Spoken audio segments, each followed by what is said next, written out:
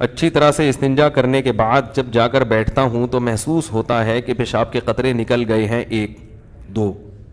تو حضرت ایسے میں کوئی کوما تو لگا دیا کریں جہاں لگانا ہوتا ہے. حضرت ایسے میں ناپاکی ہو جاتی ہے یا نہیں، جبکہ یہ میرے ہاتھ میں نہیں ہے، اس سے بھی عذاب قبر ہوتا ہے؟ تو بھائی دیکھو، جب پیشاب کر لیں نا، پیشاب سے فارغ ہو جائیں تو تھوڑی دیر اطمینان سے بیٹھے رہیں، ٹھیک ہے نا.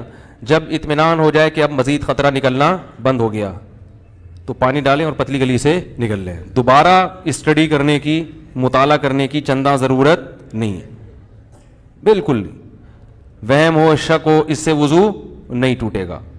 بلکہ شک دور کرنے کا جو سنت طریقہ ہے وہ یہ کہ اپنے ازار پہ تھوڑا سا پانی کی چھینٹیں مار لیں، شلوار پہ، تاکہ اگر تراوٹ نظر آئے، شیطان وسوسے میں ڈالے کہ یہ تو گیلا گیلا، تو آپ خود بولو بھائی یہ تو میں نے خود ترک کیا ہے. تو یہ وسوسہ دور کرنے کا اچھا طریقہ ہے.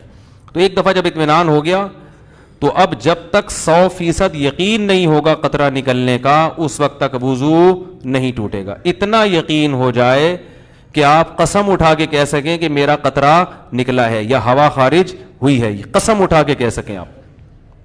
بعض دفعہ وہمی لوگ ہوتے ہیں نا، میں ان سے کہتا ہوں کہ تم قسم اٹھا سکتے ہو کہ قطرہ نکلا ہے؟ کہہ رہے ہیں سوچ کے بتاؤں گا کہ قسم اٹھا سکتا ہوں کہ نہیں. اس پہ بھی کنفیوز ہوتا ہے کہ قسم اٹھا سکتا ہوں کہ نہیں. تو میں نے کہا یہ اس کی علامت ہے کہ نہیں اٹھا سکتے، کیونکہ اتنا یقین ہوتا تو فوراً قسم اٹھاتے. دیکھو ابھی سورج نکلا ہوا ہے، فوراً قسم اٹھا کے ہم کہہ سکتے ہیں اللہ کی قسم سورج نکلا ہوا ہے، اس میں کنفیوز نہیں ہوتا انسان. تو جب تک اتنا یقین نہ ہو جائے کہ پیشاب کا قطرہ نکلا ہے یا ہوا خارج ہوئی ہے، اس وقت تک وضو آپ کا باقی رہے گا. لیکن وہمیوں کو بات سمجھ میں نہیں آتی، یہ پھر بھی کنفیوزڈ ہی رہیں گے یہ.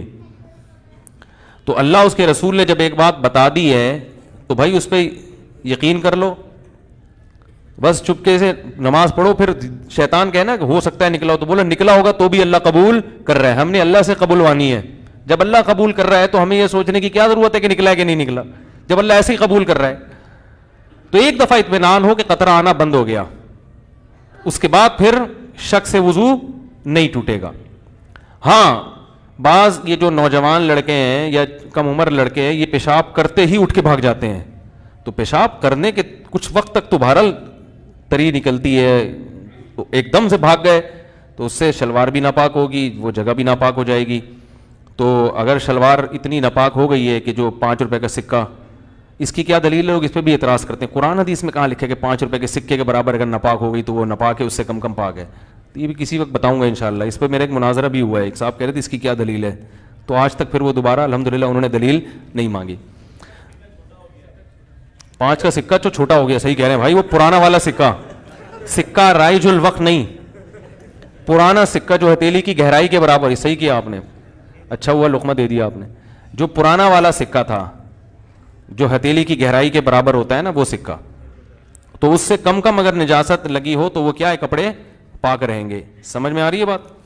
تو فوراً پیشاب کرتے ہی اٹھ کے بھاگ جانا ٹھیک نہیں ہے. پیشاب کرنے کے بعد تھوڑی دیر بیٹھیں، اطمینان کر لیں کہ اب تری آنا ختم ہو گئی ہے، تو بس اٹھ کے چلے جائیں. تو اور ختم ہو جاتی ہے تھوڑی دیر میں. اور اگر غور فکر میں لگے رہیں گے نا وہاں بیٹھ کے، تو قیامت تک ختم نہیں ہوگی. یہ بتا دوں میں،